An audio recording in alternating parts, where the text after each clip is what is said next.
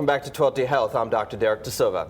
Imagine what it would be like to think you have bugs crawling under your skin and everyone, including your family and your doctors, think you're crazy. It's a reality for patients with a condition known as Morgellon's disease.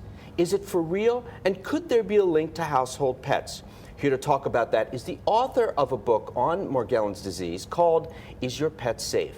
I'd like to welcome infectious disease specialist, Dr. Neelam Taneja-Uppal. It's great to have you here. Thank you. Thank you very much for being here. This is a condition that I read about, I think, once during medical school. And is that why you wrote this book? Because it's just not known? Exactly. It's not known in the medical field, and it's not known socially in the public, and that's why I had a lot of patients which came with this disease not being able to get diagnosed because of all these dilemmas. The main thing, the disease is not known to the providers, healthcare providers.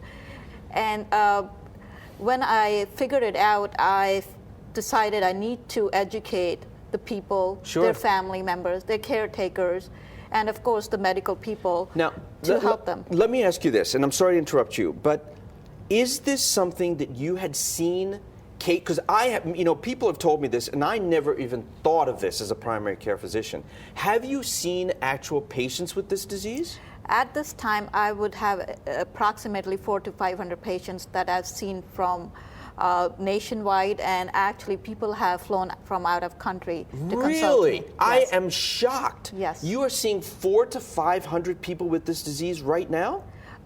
Over the past 5-6 years, I've seen that many patients now. So what is this? Is it a parasite? Is it a bacteria? What is it? Well, my opinion is it's a parasite. Okay. Wait, let me stop you there. What do you mean by your opinion is? Is there a controversy with regard to this?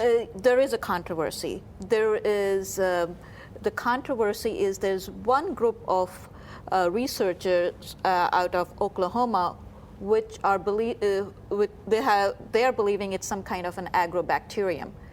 But we had a big debate and I contradicted their opinion. Okay.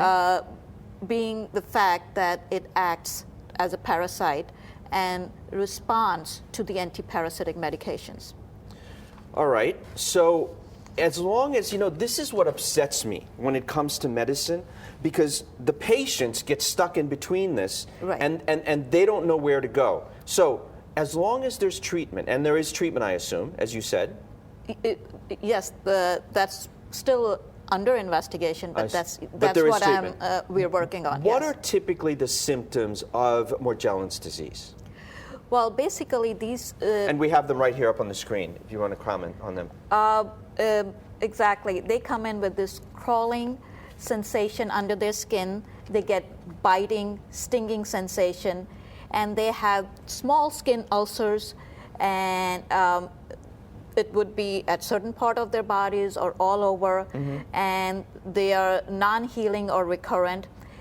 Some patients have fiber-like structures coming out of these lesions, and these people complain of a lot of pain, generalized pain, being tired, and also, of course, they're on a lot of emotional stress because of the disease, and then because of the denial of the disease by the healthcare providers. Wow. And the, Unbelievable. Now, you said they're fiber-like structures. We also have some pictures of that. Could you just comment on this one?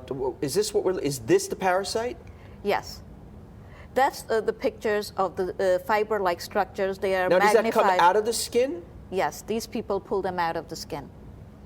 Okay. And this is the same thing. These come out of the skin. So when you pull these things out of the skin, they can be analyzed? Is this what it looks like? This is very high magnification, and that's a part of the, and they could look like hair-like structures, but if you look at the underneath the microscope, it's not really the hair. So is this, here's the fluorescent microscopy, right? That's what this is, the staining. Yes. Is this transmitted through pets? Is that what this is?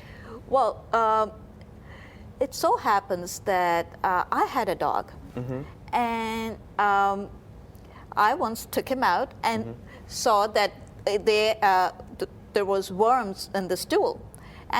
And then I started interviewing the patients and asking them if there was a pet. Right. And 90% of the patients did own a pet, either a cat or a dog. So do they transmit it? Is there transmission through saliva? Do we know? My conclusion is that the pet is the intermediate host. Because in already known parasitology, we know that for a parasite to develop, they need an intermediate host from where they can go to the humans. And these pets, dogs and cats, because my impression is it's filariform kind of a parasite. Let me stop you there. The CDC is currently doing some investigation. They're doing some research on this. Comment on that, please, and then we've got to wrap up. Well, CDC is basically calling it as unspecified parasitosis. Okay. They have not come up with any definition on treatment, and that's what led me to write this book.